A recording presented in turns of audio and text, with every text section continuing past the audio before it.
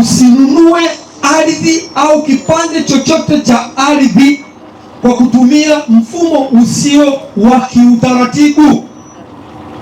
So unatoka hapa na kuambia mtu twende kule bana, mimi na matatizo na mgonjwa nyumbani, ardhi yangu nauza, tena nauza bei rahisi $200,000 tu, ukapelekea kwenda kutoa $200,000, ukapelekea unafuu wako, kumbe unaenda kununua mgogoro. Usikubali. Akuonyeshe anamilikije hicho kieneo, nenda kajiridhishe ofisi ya ardhi wilaya, yahakikishie kama huyo mtu anamiliki hilo eneo, ndio baadaye uendelee. Usinunue ardhi kinyemela. Changamoto iliyokuwepo, wa Tanzania wengi tunapenda unafuu, uharaka, pia bila kwenda sisi wenyewe tunanunua kwa kutumia madalali.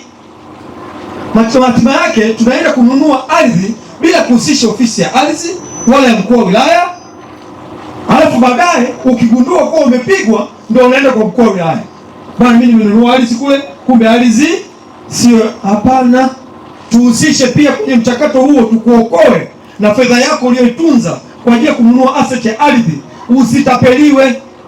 Hatutaki kuzalisha migogoro mipya ndani ya serikali ya Jamhuri ya Muungano wa Tanzania awamu ya 6 ya Daktari Samia Suluhu Hassan.